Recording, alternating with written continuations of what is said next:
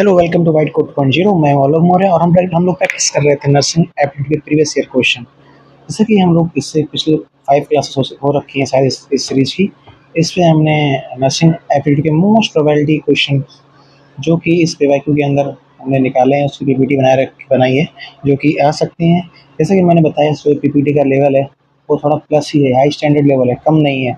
By chance कोई भी question इधर उधर से आ जाते हैं तो आपको कोई प्रॉब्लम नहीं होने वाली। 2 से 3 दिन बचे हैं पेपर को। आप जितने भी कुछ क्लासेस हो सकती हैं, शायद 7, 8, 9, 10 जितनी सीरीज में इस क्लासेस हो सकती हैं, सारी क्लासेस को आप एग्ज़ाम के पहले 2x स्पीड में सारे देख के जाना। बहुत ही क्वेश्चन इसमें सही आएंगे, जैसे कि मैंने बताया सारे क्वेश्चन बेसिक लेवल के ही आते हैं। तो आप लोग प्रिपेयर कीजिएगा, ठीक है। तो हम लोग बिना किसी देरी से स्टार्ट करते हैं आज की क्वेश्चन प्रैक्टिस पार्ट 6। हमारा फर्स्ट क्वेश्चन है, मोस्ट रिपीटेड क्वेश्चन है, बार बार ये चीज़ें आ रही हैं, लेकिन इसमें बस कंडीशन ये है कि what is the normal respiration rate in adults. तो नॉर्मल रेस्पिरेशन रेट्स हमने काफ़ी सारे क्वेश्चन पिछली, अगर हमने वाइटल साइन की भी क्लासेस ले रखी हैं, वाइटल साइन के अंदर हमने पूरा कंप्लीट किया है। रेस्पिरेशन, टेम्परेचर, ब्लड प्रेशर से रिलेटेड जितने भी क्वेश्चन अक्सर पूछे जाते हैं एग्जाम में, एंट्रेंस एग्जाम में, वो सारे क्वेश्चन मैंने वहाँ पर कवर किए हैं। अगर आप लोगों ने उस वीडियो को नहीं देखा है तो जाके वहाँ पे देखिए।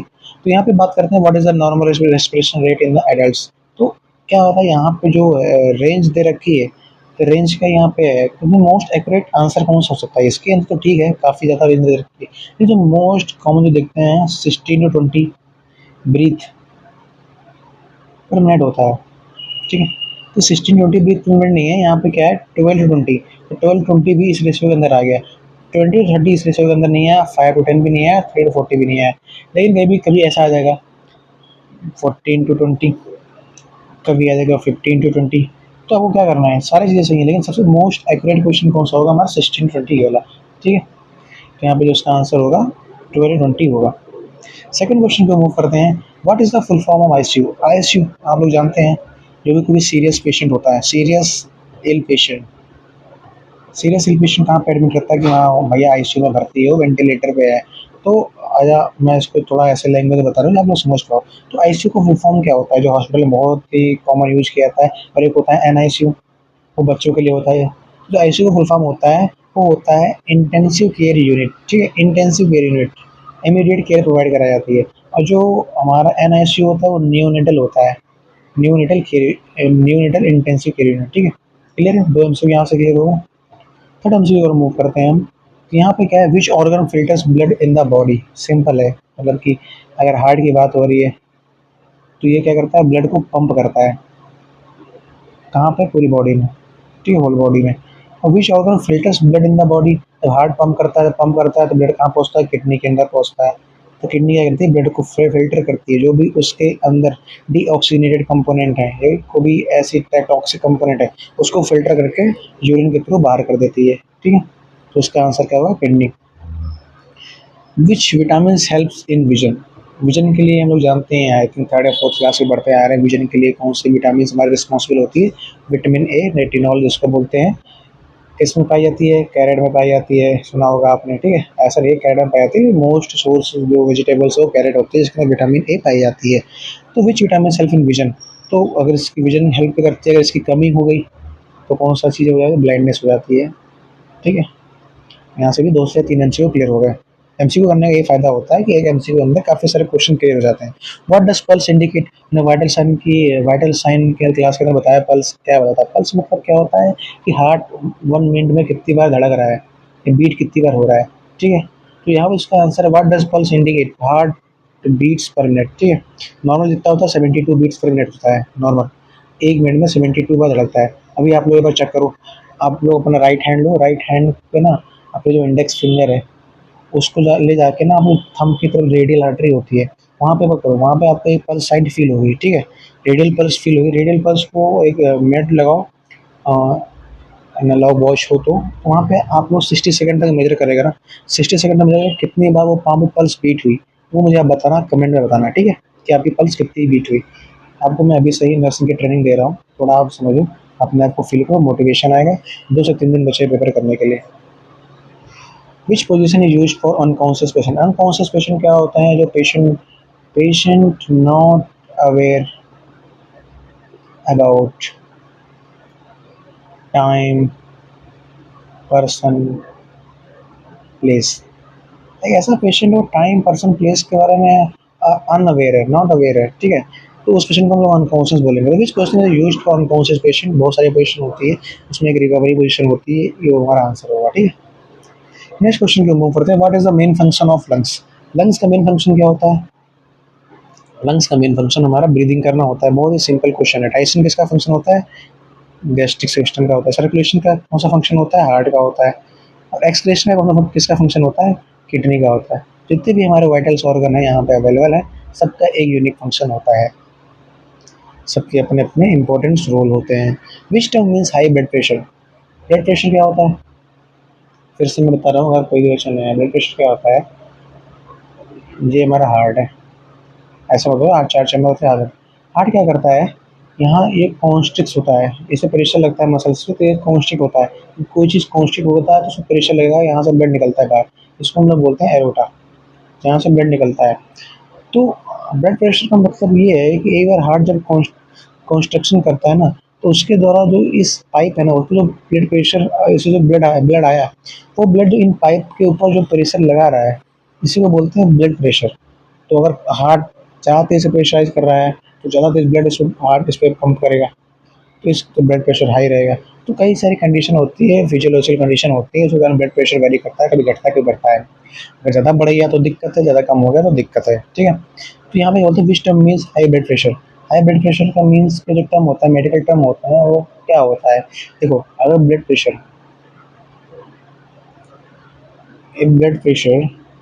Increase more than normal value, कितनी बार क्वेश्चन करा दो, 120/80 ऑफ एस जी होता है।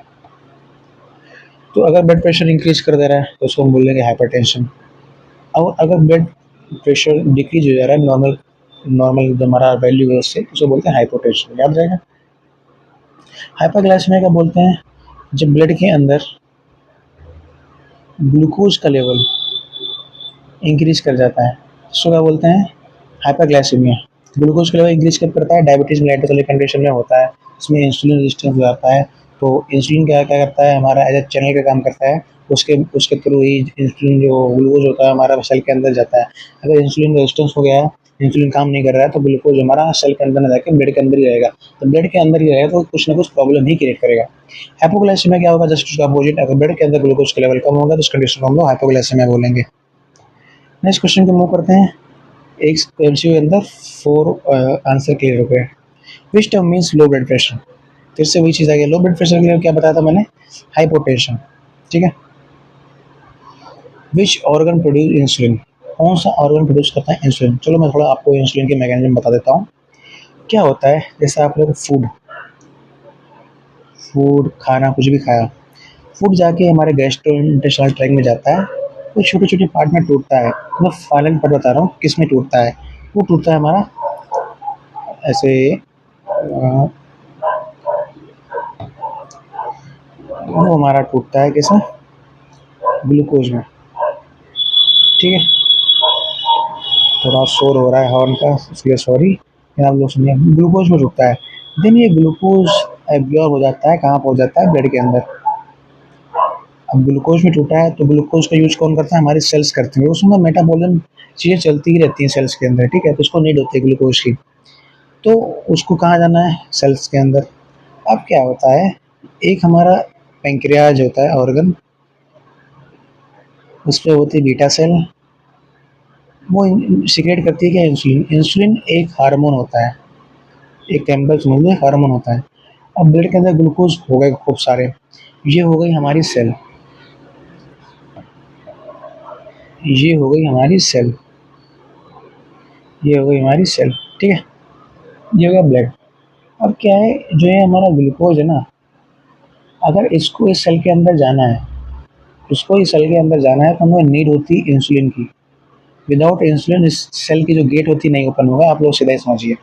तो क्या होता है, इंसुलिन चाहिए होगा इस सेल के अंदर जाने के लिए।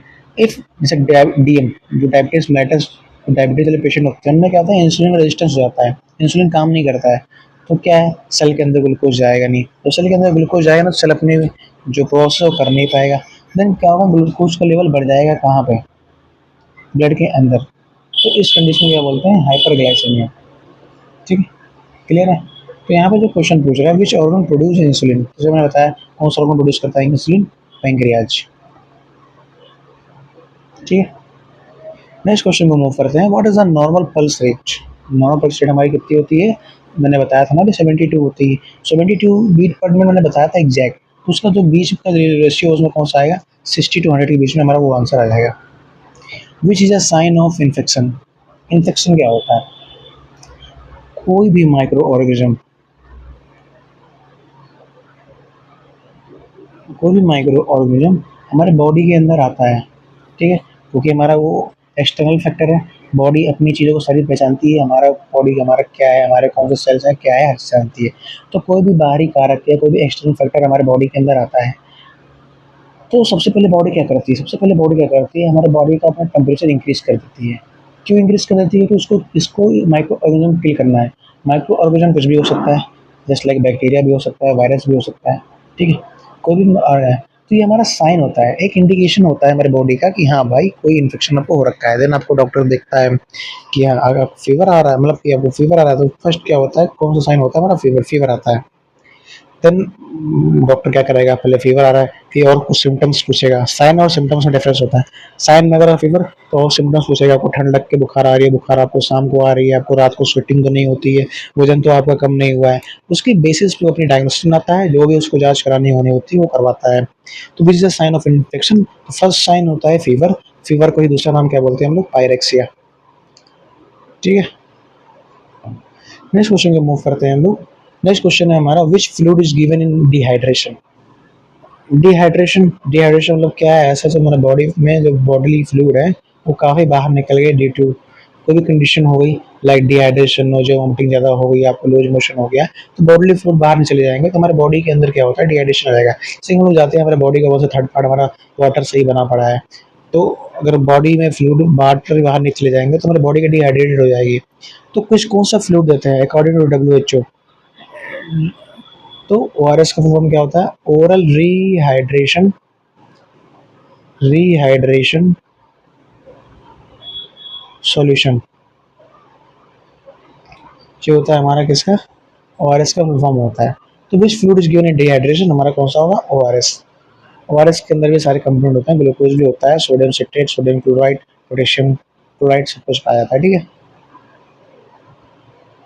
What is the function of WBC? WBC क्या है? हमारा जो ब्लड होता है, ब्लड के हमारे कितने पार्ट होते हैं? 3 पार्ट होते हैं ना। एक हमारा RBC होता है, WBC होता है, प्लेटलेट्स होता है। आरबीसी क्या करता है? आरबीसी के अंदर हीमोग्लोबिन होता है, जो कि हमारे ऑक्सीजन को ट्रांसफर करता है एक स्थान से दूसरे स्थान तक बॉडी में। डब्ल्यूबीसी क्या होता है? डब्ल्यूबीसी हमारे ब्लड की समझ लो सैनिक होता है, डिफेंस मैकेनिज्म होता है, जो कि हमारे जब भी माइक्रो ऑर्गेनिज्म आता है उसे लड़ने के लिए बनती है। तो which is the function of WBC? WBC सैनिक है, तो सैनिक का काम क्या करता है? लड़ने का काम होता है। तो यहाँ पे जो आंसर होगा क्या होगा? ऑक्सीजन ट्रांसफर नहीं, ऑक्सीजन ट्रांसफर आरबीसी का काम है। क्लॉटिंग, क्लॉटिंग प्लेटलेट का काम है। डाइजेशन सब यहाँ पे कोई मतलब ही नहीं है। डब्ल्यूबीसी क्या करता है? फाइटिंग करता है इन्फेक्शन के खिलाफ। ठीक है, व्हाट इज एनीमिया? एनीमिया यह कंडीशन होती है, अगर हम लोग उसको हिंदी लैंग्वेज में बोले, उसको बोलते हैं खून की कमी। खून की कमी, तो खून की कमी, जो हमारा ब्लड रेड होता है किसके कारण रेड होता है? वो हमारा हीमोग्लोबिन के कारण रेड होता है। तो व्हाट इज एनीमिया? एनीमिया में क्या होता है? हमारा जो हीमोग्लोबिन का लेवल होता है वो कम हो जाता है। तो हीमोग्लोबिन का लेवल कम हो जाएगा, तो जो आरबीसी का जो हमारा मेन फंक्शन था, एक आरबीसी पे हमारे कितने हीमोग्लोबिन होते हैं? 4। जब हमारा हीमोग्लोबिन ही कम है, तो यहाँ पे ऑक्सीजन कम बाइंड हो गया, ऑक्सीजन कम बाइंड हो गए तो ऑक्सीजन हमारे सेल तक पहुँच नहीं पाएंगे, तो वीकनेस फील होगी, सेल हमारे डाई होने लगेंगे। ये सब कंडीशन देखने को मिलेंगी। Next question, which organ control thinking? Thinking, perception, सोचना, ये तो एक ही चीज़ है जो हमारे रोबोट और इंसान को अलग चीज़ें से बनाती है। तो विच ऑर्गन कंट्रोल्स थिंकिंग? देखो सबका ऑर्गन का अपना अपना काम है, ठीक है, जो मोस्ट इंपॉर्टेंट ऑर्गन है हमारा कौन सा है? ब्रेन। उसका ही काम है थिंकिंग, यही काम हम लोग कर सकते हैं, यही चीज़ हम लोग को दूसरे से अलग बनाती है। सबकी थिंकिंग कैपेसिटी सबकी एक इननेट होती है या पेरेंट से मिलती है, ये इसके लिए अभी तो ब्रेन के बारे में स्टडी चली रही है। Which organ controls thinking? होता है हमारा ब्रेन। नेक्स्ट क्वेश्चन को आप मूव करते हैं, विच इंस्ट्रूमेंट मेजर बीपी? वो हमारा क्या होता है? स्फेगनो मैनोमीटर। ठीक है, which disease spreads by air? यहाँ पे ये बोला है, कौन सी डिजीज इसमें से स्प्रेड होती है एयर से, मतलब फैलती है एयर से। एयर मतलब क्या होता है? एयर मतलब मोड हो जाता है, मोड ऑफ ट्रांसफर के अंदर हमारा एयर जो होता है वो एक मोड हो जाता है।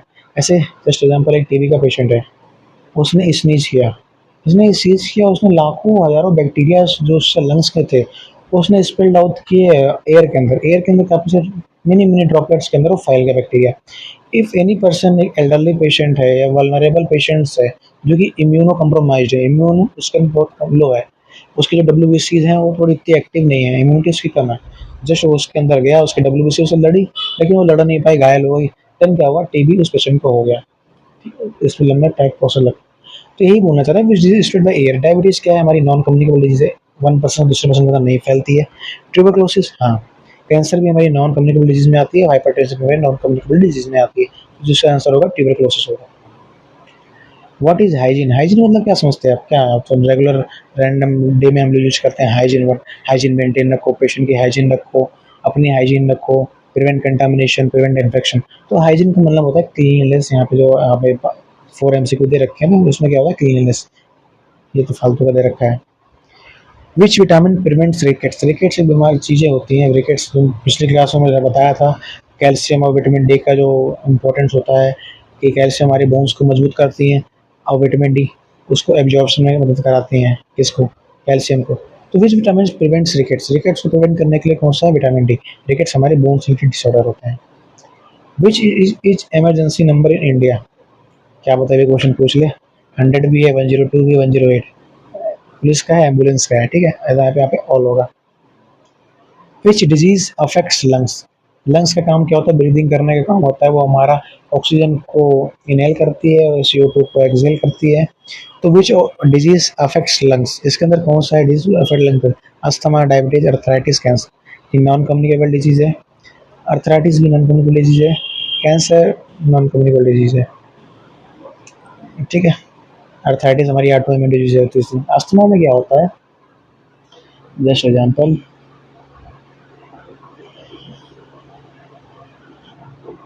ये आप सपोज करो लंग्स है, ठीक है।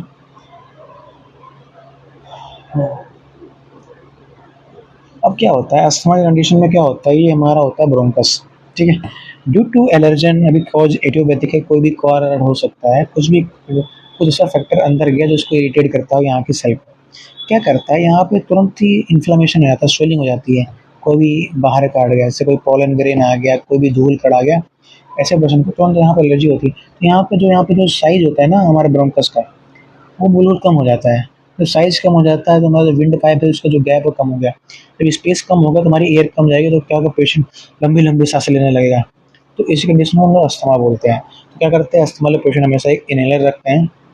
आप लोगों ने देखा होगा। इन्हेलर के अंदर क्या होता है, हमारा साल्बुटामॉल होता है। एक ड्रग का नेम है साल्बुटामॉल। वो क्या करता है, यहाँ पे क्या करता है, ये ब्रोंको रिलैक्सेशन, ब्रोंको डायलेटर होता है, ब्रोंकोस को डायलेट कर देता है, जैसे विंड पाइप हमारी फिर से नैरो से नॉर्मल पोजीशन में आ जाती है, ठीक है। तो इसका आंसर होगा हमारा अस्थमा होगा। नेक्स्ट है विच is a balance diet. Balance diet मतलब क्या है कि हम ऐसी डाइट ले रहे हैं जिसके अंदर हम लोग, मतलब कि अकॉर्डिंग टू बॉडी वेट इतना हम लोग कर नहीं पाते, लेकिन अकॉर्डिंग टू बॉडी हमारे कार्ब्स ही हैं उस डाइट के अंदर, प्रोटीन भी है, फैट भी है, और हमारा फाइबर भी है। हर चीज़ का अपना अपना एक रोल है। हर चीज़ हमारे डाइट के लिए इंपॉर्टेंट होते हैं, हमारे शरीर के लिए इंपॉर्टेंट होते हैं। कार्ब्स हमारे लिए क्या करता है, हमको एनर्जी प्रोवाइड करता है, प्रोटीन हमारे रिबिल्ड में मदद करता है, फैट भी हमारे से ओमेगा 3 ओमेगा 6 हमारे एब्जॉर्प्शन के लिए हेल्प कराते हैं, और फैट भी स्टोर हो जाता है ग्लाइकोजन के फॉर्म में, देन कभी नीड होती है तो ग्लाइकोजन से ग्लूकोज में कन्वर्ट हो जाता है। फाइबर हमारे गट को हेल्थ रखते हैं, ठीक है। तो which is balance diet, only carbs, only protein, all nutrients, only fat. तो यहाँ पर जो आंसर होगा ऑल न्यूट्रिएंट्स होगा। नेक्स्ट क्वेश्चन के लिए मूव करते हैं कि हमारा क्या है, विच टर्म मीन्स स्वेलिंग।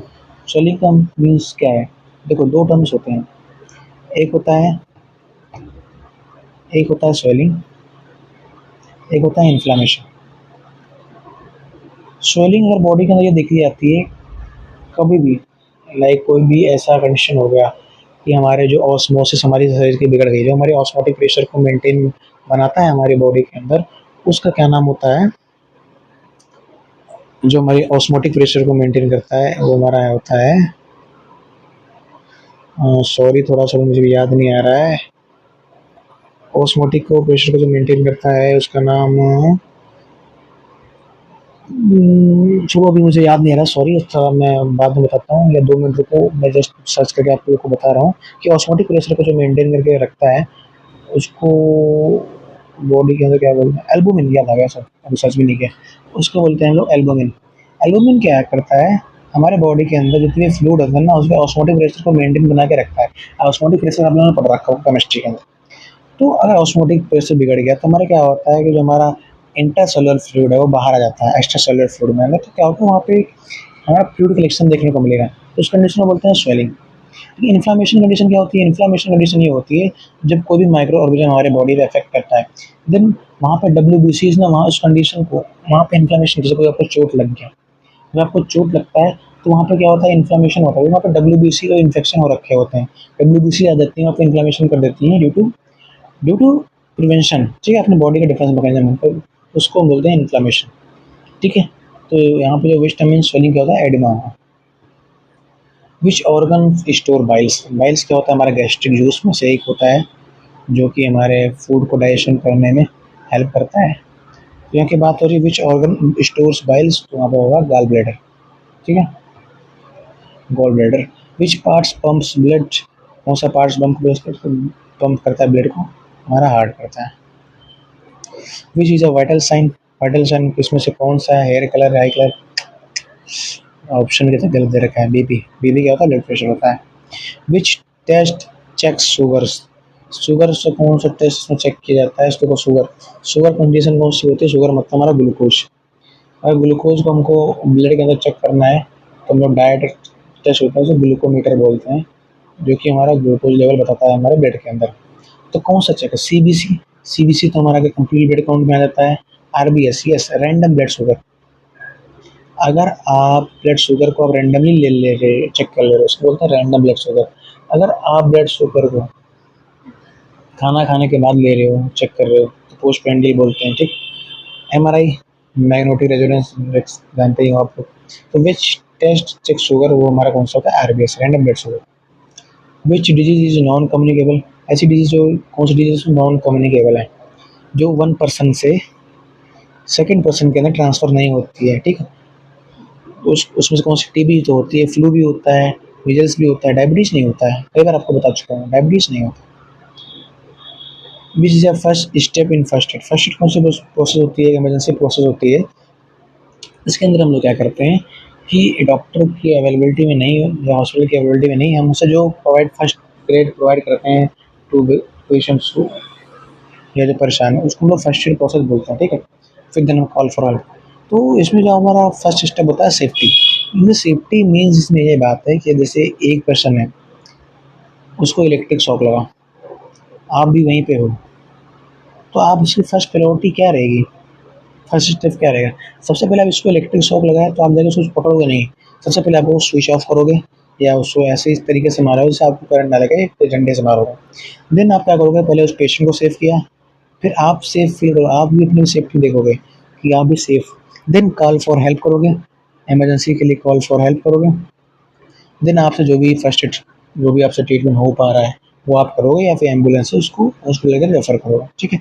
या आपको CPR की नीडेड है तो आप CPR परफॉर्म करोगे, ठीक है, इसे आप लोग जान बता सकते हो। तो ये तो रहा लेक्चर आज का, पार्ट 6 लेक्चर था।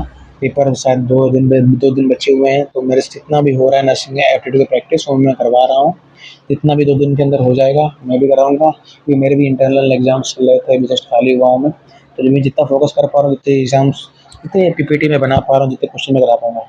अब बस आप लोग से ये है कि आप सारे सब्जेक्ट को बेसिक आप लोग क्लियर रखो, सारे सबके बेसिस क्लियर रखो, ज़्यादा डीप में नहीं जाना है। एग्ज़ाम से पहले में जितने भी सीरीज हो जाएँ, पार्ट 6, पार्ट 7, पार्ट 10, आपको 2x स्पीड में देख के सुबह जाना है एग्ज़ाम्स में, बहुत सारे क्वेश्चन इसके अंदर मिलेंगे। तो फिर अगर आप चैनल पर नए हैं तो चैनल को सब्सक्राइब कीजिएगा, क्योंकि मैं भी नर्सिंग कर रहा हूँ, हम लोग 7th सेमेस्टर चल रहा है, काफ़ी टाइम निकाल कर मैं वीडियो बनाता हूँ, तो लेक्चर लेता हूँ। अगर आपको वीडियो अच्छी लगे तो लाइक कीजिएगा, चैनल को सब्सक्राइब कीजिएगा। मिलते हैं नेक्स्ट वीडियो में।